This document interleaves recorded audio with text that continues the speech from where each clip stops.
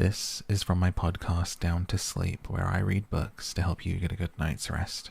You can listen for free here, Spotify, or other apps.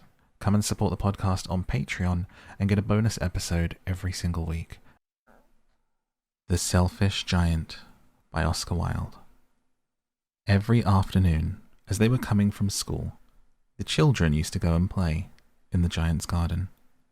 It was a large, lovely garden with soft green grass. Here and there over the grass stood beautiful flowers like stars, and there were 12 peach trees that in the springtime broke out into delicate blossoms of pink and pearl, and in the autumn bore rich fruit. The birds sat on the trees and sang so sweetly that the children used to stop their games in order to listen to them. "How happy we are here," they cried to each other. One day, the giant came back. He had been to visit his friend the Cornish ogre, and had stayed with him for 7 years. After the 7 years were over, he had said all that he had to say, for his conversation was limited, and he determined to return to his own castle. When he arrived, he saw the children playing in the garden. "What are you doing here?" he cried in a very gruff voice, and the children ran away. "My own garden is my own garden," said the giant. "Anyone can understand that, and I will allow nobody to play in it but myself." So he built a high wall around it, all around it, and put up a notice board that said trespassers will be prosecuted. He was a very selfish giant. The poor children had now nowhere to play. They tried to play on the road, but the road was very dusty and full of hard stones, and they did not like it. They used to wander round the high wall when their lessons were over and talk about the beautiful garden inside. "How happy we were there," they said to each other.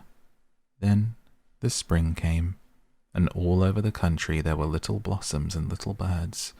Only in the garden of the selfish giant was it still winter. The birds did not care to sing in it as there were no children, and the trees forgot to blossom.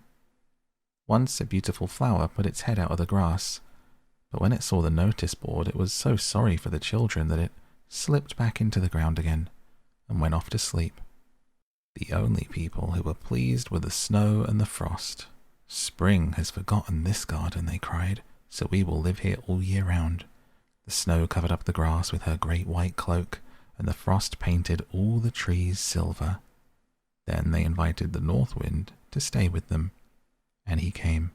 He was wrapped in furs, and he roared all day about the garden and blew the chimney pots down. "This is a delightful spot," he said. "We must ask the hail on a visit." So the hail came. Every day for 3 hours he rattled on the roof of the castle until he broke most of the slates, and then he ran round and round the garden as fast as he could go. He was dressed in grey, and his breath was like ice.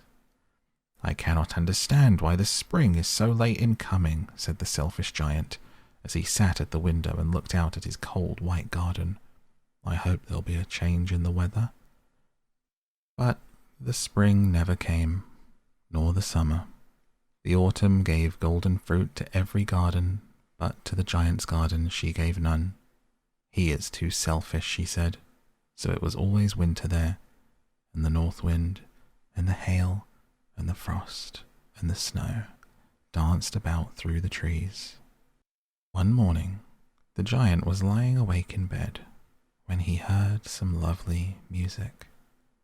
It sounded so sweet to his ears that he thought it must be the king's musicians passing by. It was really only a little linnet singing outside his window, but it was so long since he had heard a bird sing in his garden that it seemed to him to be the most beautiful music in the world. Then the hail stopped dancing over his head, and the north wind ceased roaring, and a delicious perfume came to him through the open casement. "I believe the spring has come at last," said the giant, and he jumped out of bed and looked out. What did he see? He saw a most wonderful sight. Through a little hole in the wall the children had crept in, and they were sitting in the branches of the trees. In every tree that he could see there was a little child, and the trees were so glad to have the children back again that they had covered themselves with blossoms and were waving their arms gently above the children's heads. The birds were flying about and twittering with delight, and the flowers were looking up through the green grass and laughing. It was a lovely scene. Only in one corner it was still winter. It was the farthest corner of the garden, and in it was standing a little boy. He was so small that he could not reach up to the branches of the tree, and he was wandering all around it, crying bitterly. The poor tree was still quite covered with frost and snow, and the north wind was blowing and roaring above it.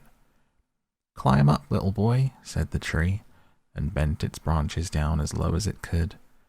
But the boy was too tiny. And the giant's heart melted as he looked out. "How selfish I have been," he said. "Now I know why the spring would not come here.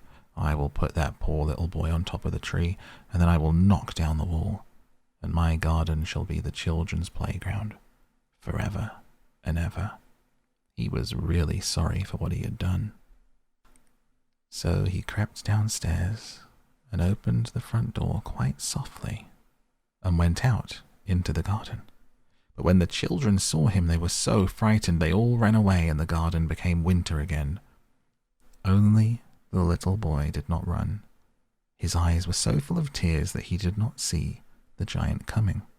And the giant stole up behind him and took him gently in his hand and put him up into the tree. And the tree broke at once into blossom, and the birds came and sang on it, and the little boy stretched out his 2 arms and flung them round the giant's neck and kissed him. And the other children, when they saw that the giant was not wicked any longer, came running back, and with them came the spring. "It is your garden now, little children," said the giant, and he took a great axe and knocked down the wall. And when the people were going to market at 12 o'clock, they found the giant playing with the children in the most beautiful garden that they had ever seen. All day long they played, and in the evening they came to the giant to bid him goodbye. "But where is your little companion?" he said. "The boy that I put into the tree. The giant loved him best because he had kissed him." "We don't know," answered the children. "He's gone away." "Well, you must tell him to be sure and come tomorrow," said the giant. But the children said they did not know where he lived, and they had never seen him before. And the giant felt very sad. Every afternoon when school was over, the children came and played with the giant, but the little boy whom the giant loved was never seen again. The giant was very kind to all the children, yet he longed for his first little friend and often spoke of him. "How I would like to see him," he used to say. Years went over, and the giant grew very old and feeble. He could not play about any more, so he sat in a huge armchair and watched the children at their games and admired his garden. "I have many beautiful flowers," he said, "but the children are the most beautiful flowers of all." One winter morning he looked out his window as he was dressing. He did not hate the winter now, for he knew it was merely the spring asleep, and that the flowers were resting. Suddenly he rubbed his eyes in wonder, and looked and looked. It certainly was a marvellous sight. In the farthest corner of the garden was a tree quite covered with lovely white blossoms. Its branches were all golden, and silver fruit hung down from them, and underneath it stood the little boy who he had loved. Downstairs ran the giant in great joy, and out into the garden. He hastened across the grass and came near to the child, and when he came quite close his face grew red with anger, and he said, "Who hath dared to wound thee?" For on the palms of the child's hands were the prints of 2 nails, and the prints of 2 nails were on the little feet. "Who hath dared to wound thee?" cried the giant. "Tell me, that I may take my big sword and slay him." "Nay," answered the child, "these are the wounds of love." "Who art thou?" said the giant, and a strange awe fell on him, and he knelt before the little child. And the child smiled on the giant and said to him, "You let me play once in your garden. Today you shall come with me, to my garden, which is paradise. And when the children ran in that afternoon, they found the giant lying dead under the tree, all covered with white blossoms. Well, he really likes to come out of nowhere into the fields with these, doesn't he? I guess I should have seen that coming with How the Happy Prince went. Let's read another, just in case you need a little more time to get down to sleep tonight. The Nightingale and the Rose. She said that she would dance with me if I brought her red roses, cried the young student. But in all my garden there is no red rose. From her nest in the home oak tree the nightingale heard him, and she looked out through the leaves and wondered. No red rose in all my garden, he cried, and his beautiful eyes filled with tears. On what little things does happiness depend? I have read all that the wise men have written, and all the secrets of philosophy are mine. Yet for want of a red rose is my life made wretched. Here at last is a true lover, said the nightingale. Night after night have I sung of him, though I knew him not. Night after night have I told his story to the stars, and now I see him. His hair is dark as the hyacinth blossom, and his lips are red as the rose of his desire. But passion has made his face like pale ivory, and sorrow has set her seal upon his brow. The prince gives a ball tomorrow night, murmured the young student, and my love will be of the company. If I bring her a red rose, she will dance with me till dawn. If I bring her a red rose, I shall hold her in my arms, and she will lean her head upon my shoulder. Her hand will be clasped in mine. There is no red rose in my garden, so I shall sit lonely, and she will pass me by. She will have no heed of me, and my heart will break. Here indeed is the true lover, said the nightingale. What I sing of he suffers. What is joy to me, to him is pain. Surely love is a wonderful thing. It is more precious than emeralds and dearer than fine opals. Pearls and pomegranates cannot buy it, nor is it set forth in the marketplace. It may not be purchased of the merchants, nor can it be weighed out in the balance for gold. The musicians all sit in their gallery, said the young student, and play upon their stringed instruments, and my love will dance to the sound of the harp and the violin. She will dance so lightly that her feet will not touch the floor, and the courtiers in their gay dresses will throng round her. But with me she will not dance, for I have no red rose to give her. And he flung himself down on the grass and buried his face in his hands, and he wept. Why is he weeping? Asked a little green lizard, as he ran past him with his tail in the air. Why indeed, said a butterfly who was fluttering about after a sunbeam. Why indeed, whispered a daisy to his neighbour in a soft, low voice. He is weeping for a red rose, said the nightingale. For a red rose, they cried. How very ridiculous. And the little lizard, who was something of a cynic, laughed outright. But the nightingale understood the secret of the student's sorrow, and she sat silent in the oak tree and thought about the mystery of love. Suddenly she spread her brown wings for flight and soared into the air. She passed through the grove like a shadow, and like a shadow she sailed across the garden. In the centre of the grass plot was standing a beautiful rose tree, and when she saw it she flew over to it and lit upon a spray. Give me a red rose, she cried, and I will sing you my sweetest song. But the tree shook its head. My roses are white, it answered, as white as the foam of the sea, and whiter than the snow upon the mountain. But go to my brother who grows round the old sundial. Perhaps he will give you what you want. So the nightingale flew over to the rose tree that was growing around the old sundial. Give me a red rose, she cried, and I will sing you my sweetest song. But the tree shook its head. My roses are yellow, it answered, as yellow as the hair of the mermaiden who sits upon an amber throne, yellower than the daffodil that blooms in the meadow before the mower comes with his scythe. But go to my brother who grows beneath the student's window. Perhaps he will give you what you want. So the nightingale flew over to the rose tree that was growing beneath the student's window. Give me a red rose, she cried, and I will sing you my sweetest song. But the tree shook its head. My roses are red," it answered, "as red as the feet of the dove and redder than the great fans of coral that wave and wave in the ocean cavern. But the winter has chilled my veins, and the frost has nipped my buds, and the storm has broken my branches, and I shall have no roses at all this year." "One red rose is all I want," cried the nightingale. "Only one red rose. Is there no way by which I can get it?" "There is a way," answered the tree, "but it is so terrible that I dare not tell it to you." "Tell it to me," said the nightingale. "I am not afraid." "If you want a red rose," said the tree, "you must build it out of music by moonlight and stain it with your own heart's blood. You must sing to me with your breast against a thorn. All night long you must sing to me, and the thorn must pierce your heart, and your lifeblood must flow into my veins and become mine." "Death is a great price to pay for a red rose," cried the nightingale. "And life is very dear to all. It is pleasant to sit in the greenwood and to watch the sun in his chariot of gold, the moon in her chariot of pearl. Sweet is the scent of the hawthorn, sweet are the bluebells that hide in the valley, and the heather that blows on the hill.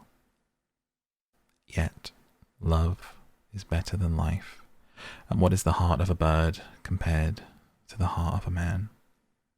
So she spread her brown wings for flight, soared into the air, swept over the garden like a shadow, and like a shadow she sailed through the grove.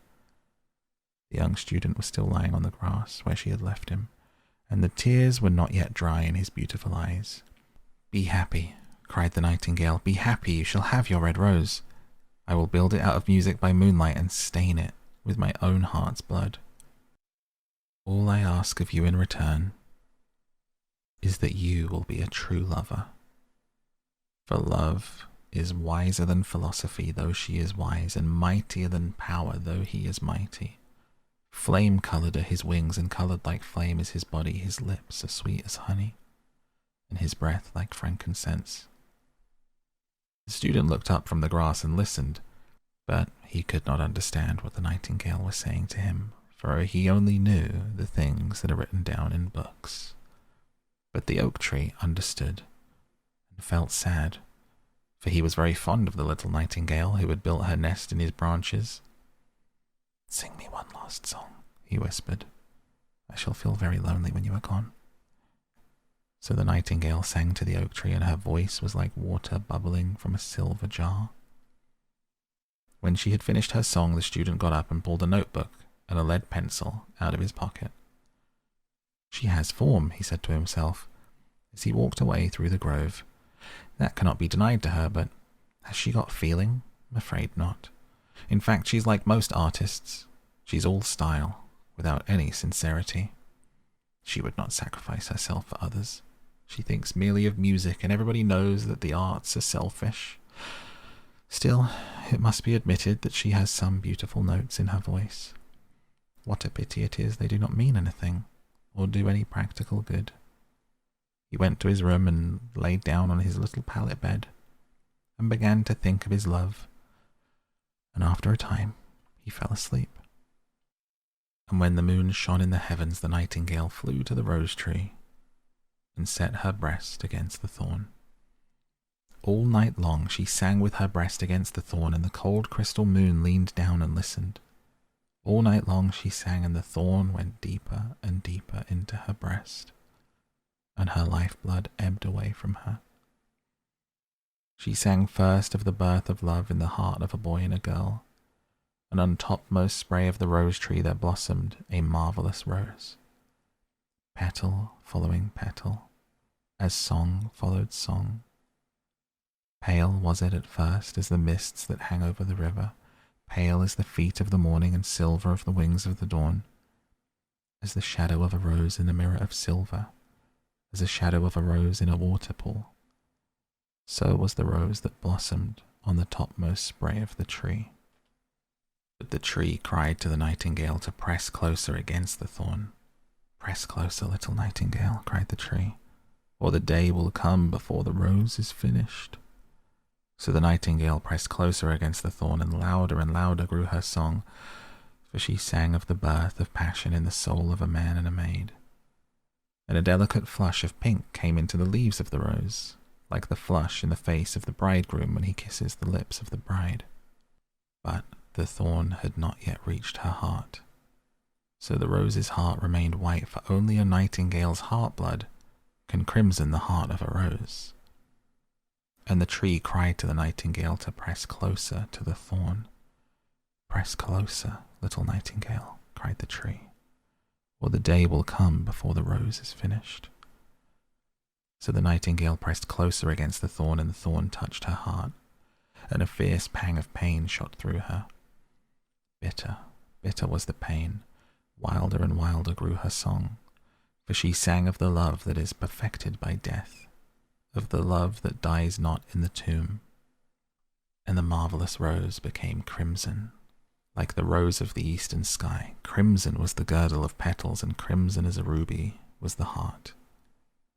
But the nightingale's voice grew fainter, and her little wings began to beat. A film came over her eyes, fainter and fainter grew her song. She felt something choking her in her throat. Then she gave one last burst of music. The white moon heard it and forgot the dawn and lingered on in the sky. The red rose heard it and trembled all over with ecstasy, and opened its petals in the cold morning air. Echo bore it to her purple cabin in the hills, and woke the sleeping shepherds from their dreams. It floated through the reeds of the river, and carried its message to the sea. "Look, look," cried the tree. "The rose is finished now." The nightingale made no answer, for she was lying dead in the long grass, with the thorn in her heart. Then at noon the student opened his window and looked out. "Why, what a wonderful piece of luck," he cried. "Here is a red rose. I've never seen any rose like it in all my life. It is so beautiful that I am sure it has a long Latin name." He leaned down and plucked it. He put on his hat and he ran up to the professor's house with his rose in his hand. The daughter of the professor was sitting in the doorway, winding blue silk on a reel, her little dog lying at her feet. "You said you would dance with me if I brought you a red rose," cried the student. "Here is the reddest rose in all the world. You'll wear it tonight, next your heart, as we dance together. It'll tell you how I love you." The girl frowned. "I'm afraid it will not go with my dress," she answered. "Besides, the Chamberlain's nephew has sent me some real jewels, and everybody knows that jewels cost far more than flowers." "Well, upon my word, you are very ungrateful," said the student angrily, and he threw the rose into the street, where it fell into the gutter, and a cartwheel went over it. "Ungrateful," said the girl. "I tell you what, you are very rude, and after all, who are you? Only a student. Why, I don't believe you've even got silver buckles to your shoes, as the Chamberlain's nephew has." And she got up from her chair and went into the house. "What a silly thing love is," said the student as he walked away. "It's not half as useful as logic, for it does not prove anything. It's always telling one of things that are not going to happen, and making one believe things that are not true. In fact, it is quite unpractical. And as in this age to be practical is everything, I shall go back to philosophy and study metaphysics." So he returned to his room, pulled out a great dusty book, and began to read, as we read The Happy Prince by Oscar Wilde. High above the city, on a tall column, stood the statue of the Happy Prince. He was gilded all over with thin leaves of fine gold. For eyes he had 2 bright sapphires, and a large red ruby glowed on his sword hilt. He was very much admired indeed. "He is as beautiful as a weathercock," remarked one of the town councillors, who wished to gain a reputation for having artistic tastes. "Only not quite so useful," he added, fearing lest people should think him unpractical, which he really was not. "Why can't you be like the Happy Prince?" asked a sensible mother. of her little boy who was crying for the moon. The happy prince never dreams of crying for anything. I am glad that there is someone in the world who is quite happy, muttered a disappointed man as he gazed at the wonderful statue. He looks just like an angel, said the charity children as they came out of the cathedral in their bright scarlet cloaks and their clean white pinafores. How do you know? Said the mathematical master. You have never seen one. Ah, but we have in our dreams, answered the children, and the mathematical master frowned and looked very severe, for he did not approve of children dreaming. One night there flew over the city a little swallow. His friends had gone away to Egypt 6 weeks before, but he had stayed behind, for he was in love with the most beautiful reed. He had met her early in the spring, as he was flying down the river after a big yellow moth, and had been so attracted by her slender waist that he had stopped to talk to her. Shall I love you? Said the swallow, who liked to come to the point at once, and the reed had made him a low bow. So he flew round and round her, touching the water with his wings and making silver ripples. This was his courtship, and it lasted all through the summer. It is a ridiculous attachment, twittered the other swallows. She has no money and far too many relations, and indeed the river was quite full of reeds. Then, when the autumn came, they all flew away. After they had gone he felt lonely, and began to tire of his lady love. She has no conversation, he said, and I am afraid that she is a coquette, for she is always flirting with the wind. And certainly whenever the wind blew, the reed made the most graceful curtsies. I admit that she is domestic, he continued, but I love travelling, and my wife consequently should love travelling also. Will you come away with me? He said finally to her, but the reed shook her head. She was attached to her home. You've been trifling with me, he cried. I'm off to the pyramids, goodbye. And he flew away. All day long he flew, and at night time he arrived at the city.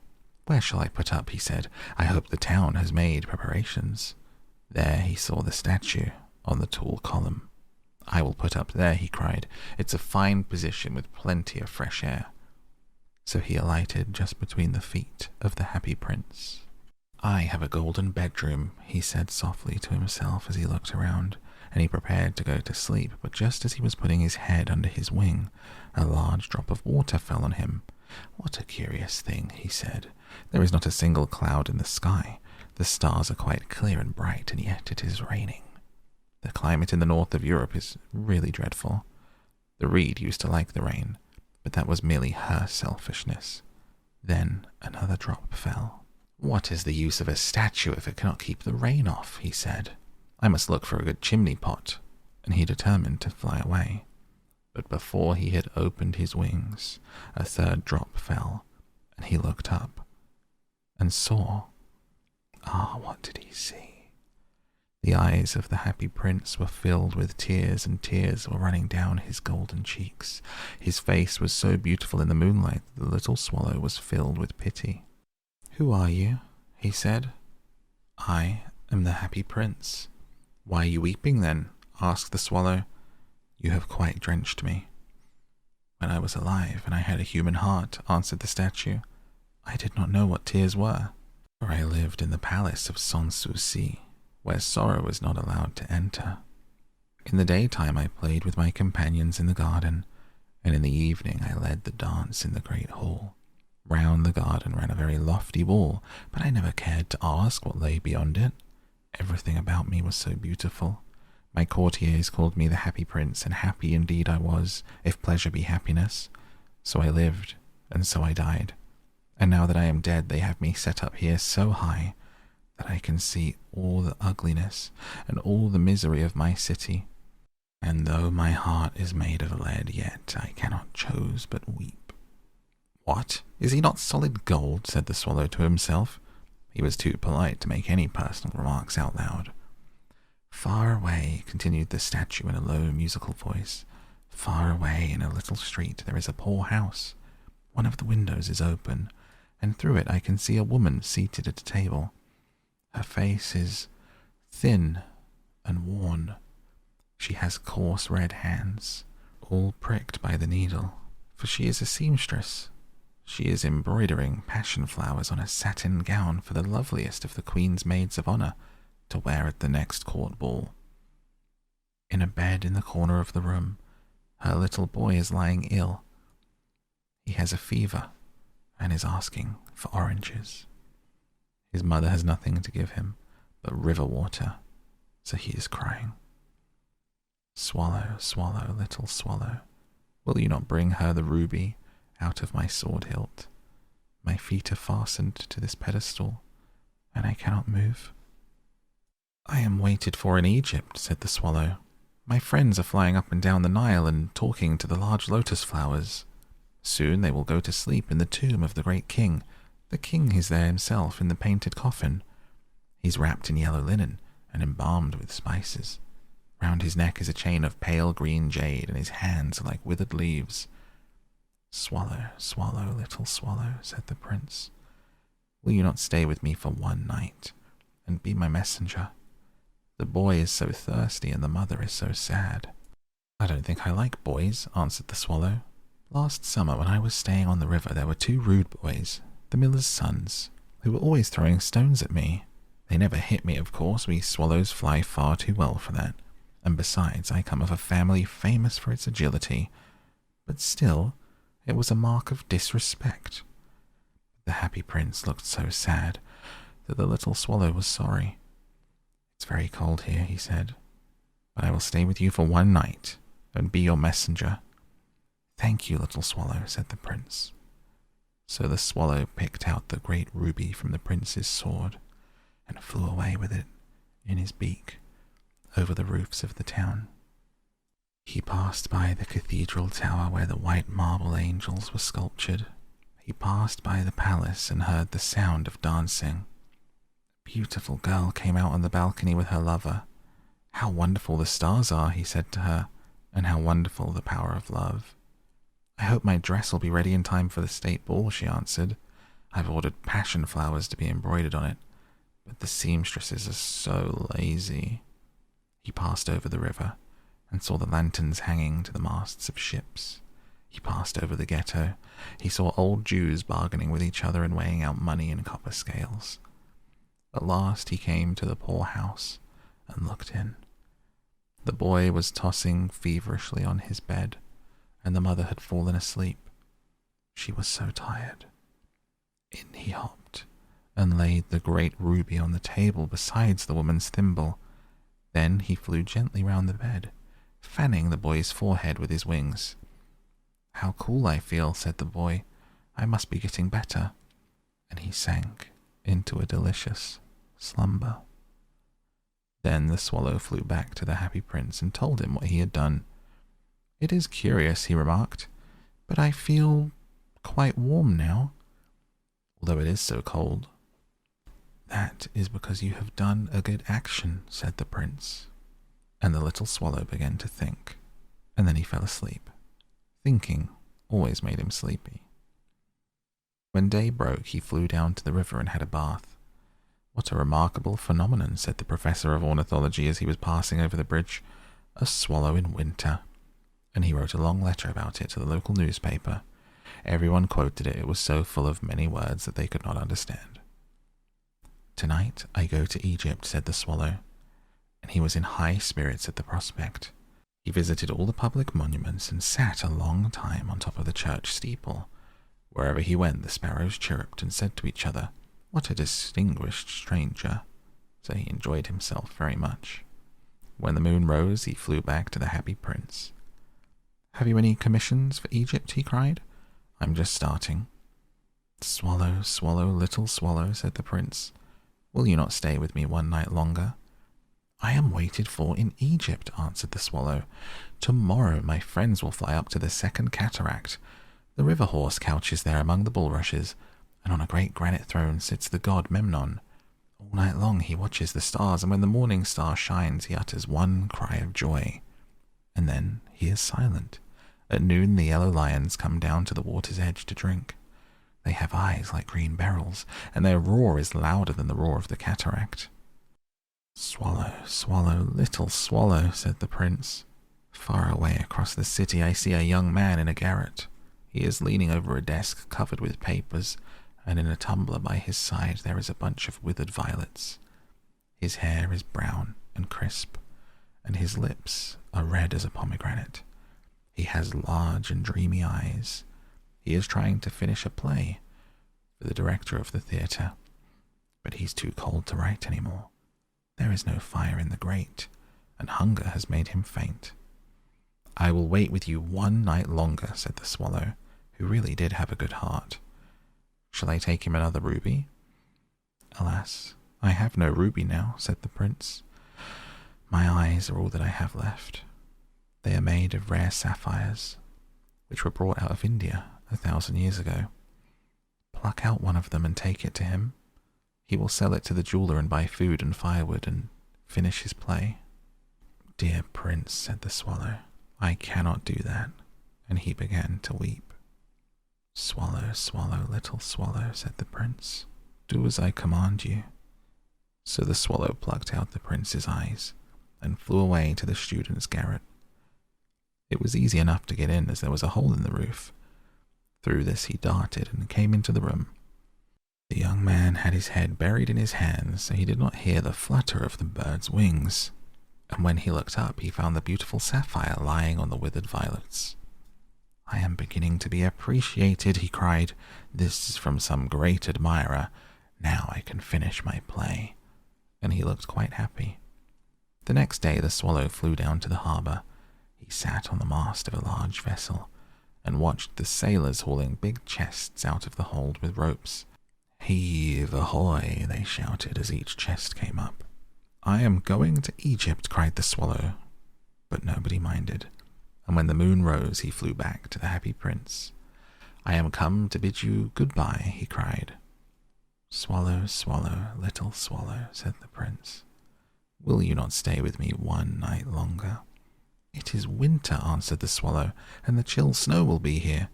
In Egypt the sun is warm on the green palm trees and the crocodiles that lie in the mud and look lazily about them. My companions are building a nest in the temple of Baalbek, and the pink and white doves are watching them and cooing to each other. Dear prince, I must leave you, but I will never forget you, and next spring I will bring you back 2 beautiful jewels in place of those you've given away. The ruby shall be redder than a red rose, and the sapphire shall be as blue as the great sea." "In the square below," said the happy prince, "there stands a little match girl. She's let her matches fall in the gutter, and they are all spoiled.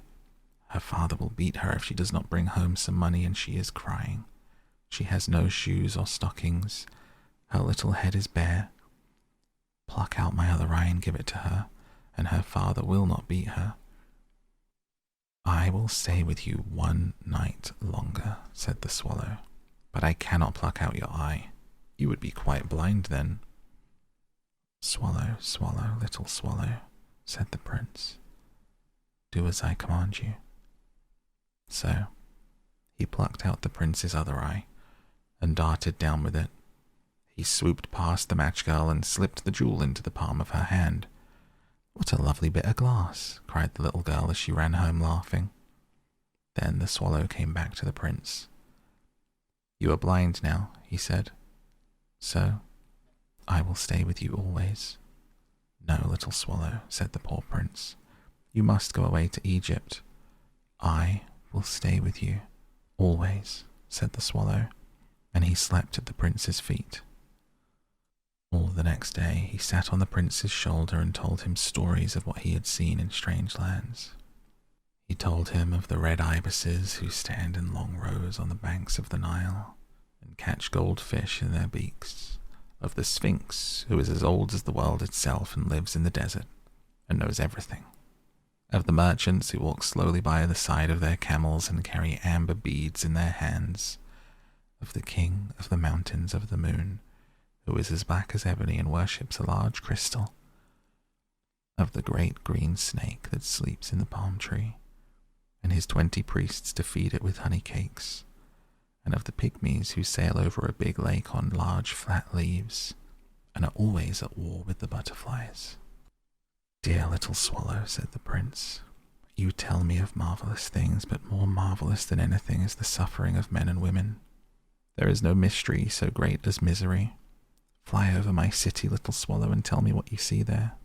So the swallow flew over the great city and saw the rich making merry in their beautiful houses while beggars were sitting at the gates.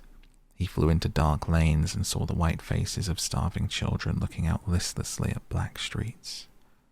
Under the archway of a bridge, 2 little boys were lying in one another's arms trying to keep themselves warm. "How hungry we are," they said. "You must not lie here," shouted the watchman, and they wandered out into the rain. He flew back and told the prince what he had seen. "I am covered with fine gold," said the prince. "You must take it off, leaf by leaf, and give it to my poor. The living always think that gold can make them happy." Leaf after leaf of the fine gold the swallow picked off, till the happy prince looked quite dull and grey. Leaf after leaf of the fine gold that he brought to the poor and the children's faces grew rosier, and they laughed and played games in the street. "We have bread now," they cried. And the snow came, and after the snow came the frost. The streets looked as if they were made of silver. They were so bright and glistening. Long icicles like crystal daggers hung down from the eaves of the houses. Everybody went about in furs, and the little boys wore scarlet caps and skated on the ice. The poor little swallow grew colder and colder, but he would not leave the prince. He loved him too well. He picked up crumbs outside the baker's door when the baker was not looking and tried to keep himself warm by flapping his wings. But at last he knew that he was going to die. He had just strength to fly up to the prince's shoulder once more. "Goodbye, dear prince," he murmured. "Will you let me kiss your hand?" "I'm glad you're going to Egypt at last, little swallow," said the prince. "You stayed here too long, but you must kiss me on the lips, for I love you." "It is not to Egypt that I am going," said the swallow. "I am going to the house of death. Death is the brother of sleep, is he not?" And he kissed the happy prince on the lips and fell down, dead at his feet. At that moment a curious crack sounded inside the statue, as if something had broken. The fact is that the leaden heart had snapped right in two. It certainly was a dreadfully hard frost. Early the next morning, the mayor was walking in the square below in the company with the town councillors. As they passed the column, he looked up at the statue. "Dear me, how shabby the happy prince looks," he said. "How shabby indeed," cried the town councillors, who always agreed with the mayor, and they went up to look at it. "The ruby has fallen out of his sword, his eyes are gone, and he is golden no longer," said the mayor. "In fact, he's a little better than a beggar." "Little better than a beggar," said the town councillors. "And here is actually a dead bird at his feet," continued the mayor. "We must really issue a proclamation that birds are not allowed to die here." And the town clerk made a note of the suggestion. So they pulled down the statue of the happy prince. "As he is no longer beautiful, he is no longer useful," said the art professor at the university. Then they melted the statue in a furnace, and the mayor held a meeting of the corporation to decide what was to be done with the metal. "We must have another statue, of course," he said, "and it shall be a statue of myself."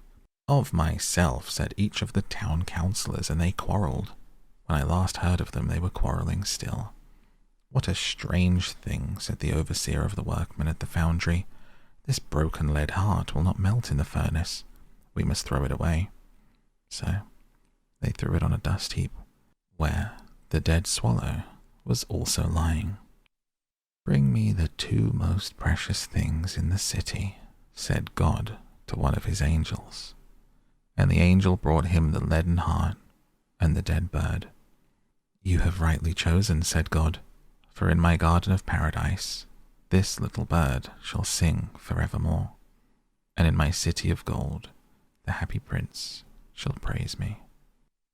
And that is the story of the Happy Prince by Oscar Wilde.